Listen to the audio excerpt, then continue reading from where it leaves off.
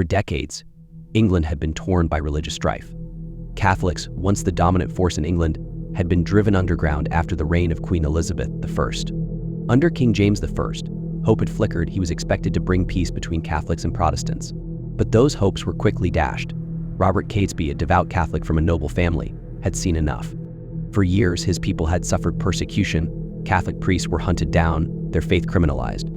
To Catesby, King James was not a leader, but a traitor to his promises of religious tolerance.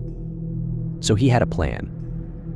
Robert Catesby stands at the head of the table, surrounded by his fellow conspirators, Guy Fawkes, Thomas Wintour, John Wright, and Thomas Percy. They huddle closely, speaking in whispers. A large parchment map of the Houses of Parliament is spread out before them. The plan was both simple and catastrophic. On November 5th, 1605, the king would open Parliament. Beneath their feet, 36 barrels of gunpowder would be waiting, enough to obliterate the House of Lords, killing King James, his heir, and England's entire ruling class in one strike. Catesby's group swore an oath of secrecy, bound by their Catholic faith and the desperation of their cause. Each man knew that if they were discovered, they would face a traitor's death, therefore they swore to succeed. The men solemnly drank from a single chalice, sealing their bond with a grim toast to victory or death. A grand dining hall where Lord Monteagle, a Catholic nobleman, sits at the head of a table, eating with his family. A servant rushes in, holding a sealed letter, looking nervous. Monteagle takes the letter and breaks the seal, reading the cryptic message by the candlelight. But one of the conspirators, or someone close to them, made a fatal mistake. A letter was sent to Lord Monteagle, warning him to avoid Parliament on the appointed day. Whether out of guilt or fear, the warning was clear: the plot was about to be exposed. Monteagle then rushed to see the king immediately after reading the disturbing message.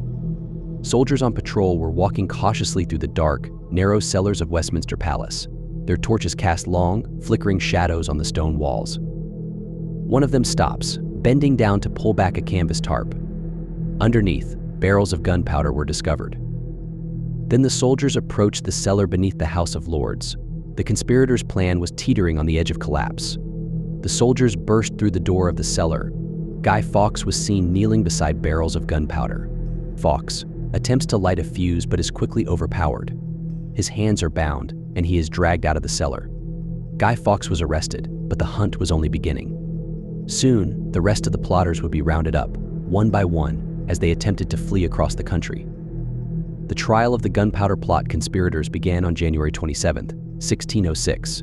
It was a spectacle of condemnation, designed not just to punish the men, but to send a message to all who might challenge the crown. None of the men denied their involvement. The evidence was damning. Barrels of gunpowder, letters, and confessions made under the brutal torment of the rack. The punishment for treason was clear: death by hanging, drawing, and quartering. On January 31st, 1606, the first of the executions began. Sir Everard Digby, Thomas Winter, John Grant, and Robert Wintour were dragged through the streets on hurdles, their faces caked with mud and ash. They would be the first to face the gruesome fate decreed by the court. One by one, the men are hoisted onto the gallows and hanged, their bodies jerking violently as the nooses tighten around their necks. But before death can claim them, they are cut down, gasping for breath. But death was not to come swiftly for the condemned. As they were cut down, still alive, the executioner set upon them with his blade. The final act of this brutal punishment came as the men, now barely clinging to life, were beheaded. Their bodies were then quartered, limbs hacked from their torsos and sent to different parts of the country as a grim reminder of the consequences of treason. Guy Fawkes, the man who had been found guarding the barrels of gunpowder, was saved for last. His name would echo through the centuries as the face of the Gunpowder Plot. But his end was no less brutal than the others. But Fawkes, broken by torture and knowing what awaited him, made one final, defiant act. As the executioner prepared to hang him, he leaped from the gallows, breaking his neck instantly. He would not suffer the full horror of the punishment that awaited the others. The brutal executions of the Gunpowder Plot conspirators did more than quash a rebellion. They sent a clear message: the crown would tolerate no dissent, no challenge to its authority. But even in death, the conspirators' legacy endured. Every year, on November 5th, the people of England gather to celebrate the foiling of the Gunpowder Plot. But as the fireworks light up the sky, It is the memory of the men who dared defy the crown that truly flickers in the hearts of those who remember.